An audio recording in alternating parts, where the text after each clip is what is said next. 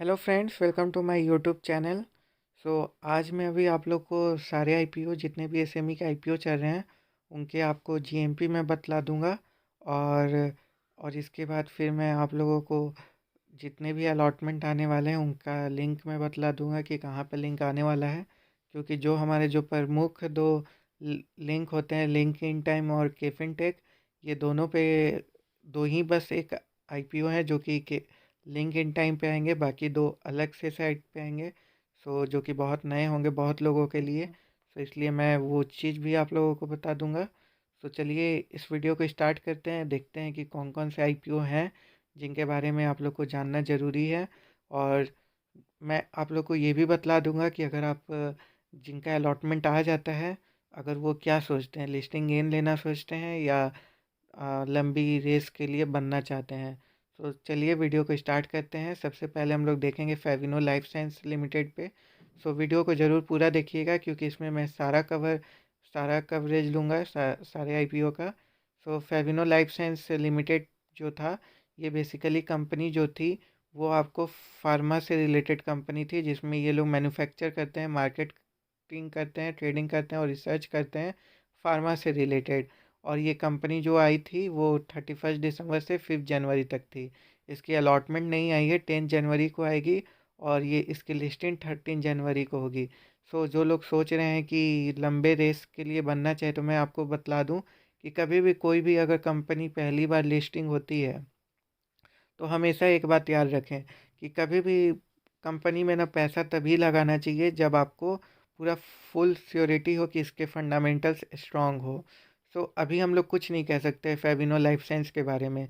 तो सेम ऐसा सारे आईपीओ के साथ होगा। तो आप लोग एक मार्केट से एक चीज़ सीख लीजिए, कभी भी आईपीओ में आप लोग पैसा लगाते हैं तो अगर वो कंपनी बहुत अच्छी है, जैसे कि अभी फ़िलहाल में एलआईसी आएगी। एलआईसी नाम से ही आप लोग जानते हैं कि गवर्नमेंट की बैकअप वाली कंपनी है। ये कंपनी ऑटोमेटिकली आपको लॉन्ग टर्म में ही अच्छे, लॉन्ग टर्म शॉर्ट टर्म जैसा करना है वैसा कर सकते हैं आप उसके साथ। उसमें विदाउट एनी डाउट। लेकिन बाकी ऐसे छोटी छोटी कंपनियों के लिए आपको उसके क्वार्टरली रिजल्ट पे बहुत डिपेंडेंट होना होगा। ये नहीं कि ये लॉस मेकिंग कर रही है और आप इसमें पैसे लगा के होल्ड करके बैठे हुए हैं। अगर आपके पास बहुत ज़्यादा पैसा है तभी आप ये सब कर सकते हैं। अगर आप मिडिल क्लास के हैं तो आपको लिस्टिंग लेके हमेशा मोस्ट ऑफ द केसेज में निकल जाना चाहिए। ये मेरा सजेशन है, देखिए ये पर्सनल सजेशन है। तो आप लोग अपने तरीके से आप लोग इन्वेस्ट करें, अपने तरीके से सब कुछ करें। फेविनो लाइफ साइंस में मैं यही बोलूँगा कि आप लोग देखिए, अगर आपका पैसा बन रहा है तो बना के निकल लीजिए और वेट करिए। नेक्स्ट जब भी आएगा तब वेट करिए। चलिए फिर चलते हैं टाइम स्कैन लॉजिस्टिक पे। इस आईपीओ का जो लिस्टिंग का बहुत लोगों को इंतज़ार है, और पर्सनली मैं बतला रहा हूँ कि मेरे को भी इंतज़ार है। मैंने भी इस आईपीओ में लगाया हुआ है पैसा अपना। और देखिए यहाँ पे आप देख सकते हैं, great grey market subject to rate 6000 का है, लेकिन कोई ट्रेडिंग नहीं हो रहा है। देखिए ये मार्केट का रेट है 6000। और बहुत सारी साइट्स पे मैं देख रहा हूँ कि इसका जो लिस्टिंग गेन का दिखा रहा है वो 20% के आसपास दिखा रहा है, जो कि अपने आप ही में बहुत अच्छा नंबर है। और जैसा इसको रिस्पांस मिला है, जितना भी अच्छा रिस्पांस इसको मिला है रिटेल के द्वारा और एनआईआई के द्वारा, ये बहुत अच्छा रिस्पांस इसको मिला है सब्सक्रिप्शन में। ऐसा ये देख के कंपनी बहुत डिमांड में रहने वाली है। और इस कंपनी से आप लोग ये एक्सपेक्ट कर सकते हैं कि बहुत अच्छा लिस्टिंग गेन देगा आप लोग को। सो अगर इसका अलॉटमेंट चेक करना होगा तो आप लोग को मैं डिस्क्रिप्शन बॉक्स में इसका लिंक दे दिया हूँ, आप लोग जाके वहाँ से अलॉटमेंट चेक कर लीजिएगा। इसका जो कंपनी है ये भी कंपनी बहुत अच्छी है, लेकिन हाँ वही बात है, ये सब छोटी कंपनी है, इसके फंडामेंटल्स उतने भी स्ट्रांग नहीं है। बहुत दिन तक आपको थोड़ा सा, अगर ज़्यादा आपके पास पैसा है तो आप लोग बहुत दिन तक इन्वेस्ट करके रख सकते हैं। बट मेरा जो पर्सनल व्यू है, मैं लिस्टिंग लेके निकल जाऊंगा क्योंकि मेरे को इतना दिन तक इतने पैसे रखने नहीं हैं।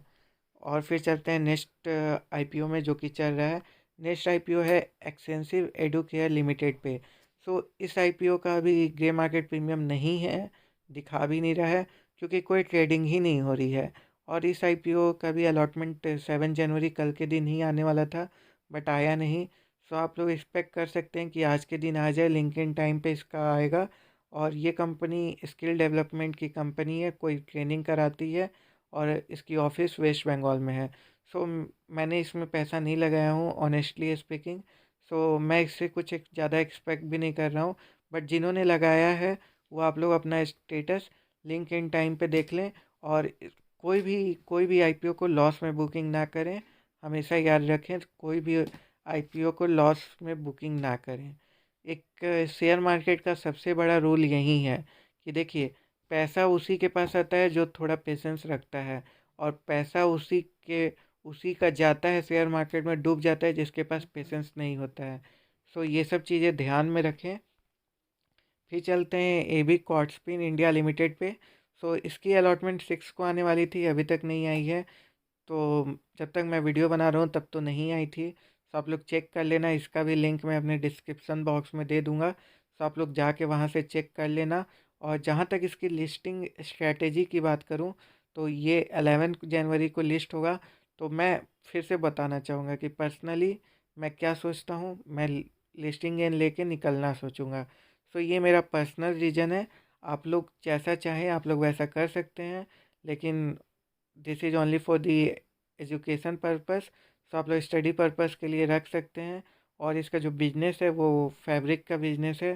सो बहुत स्ट्रांग इसका बिजनेस है। बट अगर इसका कोई रिजल्ट अभी नहीं आया है, सो अभी हम लोग कुछ नहीं कह सकते हैं। एक मेरे पास एग्जांपल है आनंद राठी वेल्थ का। ये अभी फ़िलहाल में एक आईपीओ आया था, जो कि आईपीओ जब लिस्टिंग हुआ तो उतना अच्छा कोई लिस्टिंग दिया नहीं, डिस्काउंट में लिस्ट हुआ। बट अभी जैसे ही Q3 का रिजल्ट आया तो वो 36% उसका जंप दिखा है।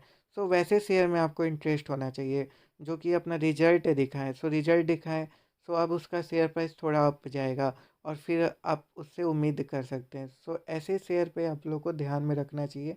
जो जो नए आए हैं उनमें आप लोग को आंख बंद करके पैसे नहीं लगाना चाहिए, क्योंकि अभी बहुत ज़्यादा बुलिश मार्केट चल रहा है। और बुलिश मार्केट में हर एक आईपीओ ओवर सब्सक्राइब होता है, ये हमेशा याद रखें। हर एक, क्योंकि मेरे को याद है 2000 2018 या 2016 की बात है, जब बहुत सारे लाइफ इंश्योरेंस की ये आई थी, आईपीओ आई थी, जिसमें से एक एचडीएफसी लाइफ भी आई थी। सो 5 ऐसी लाइफ इंश्योरेंस की कंपनी आई थी, जिनमें से 4 बहुत ज़्यादा सब्सक्रिप्शन हुआ था और चारों उतना अच्छा रिटर्न नहीं दिया था। बस आप छोड़ दें अगर H D F C life insurance को, तो उसके अलावा सारे लॉस में ही दिए थे। तो ऐसा याद रखना है।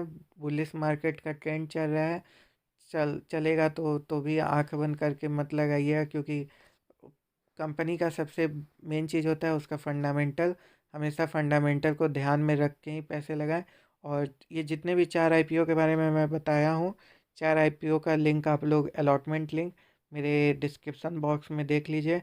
और कोई भी आपको डाउट हो तो मेरे कमेंट बॉक्स में कमेंट करके पूछ सकते हैं। और जो भी नए आए हैं मेरे चैनल पे, चैनल को सब्सक्राइब कर दे, लाइक कर दे, बेल आइकन को प्रेस कर दे। Thank you. जय Hind.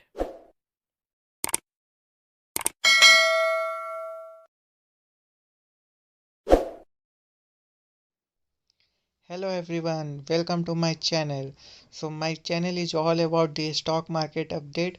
Here you can see the update about the IPO, their grey market premium, all the latest stock market news. So you can expect everything, every knowledge about the stock. So please subscribe my channel and please press the bell icon.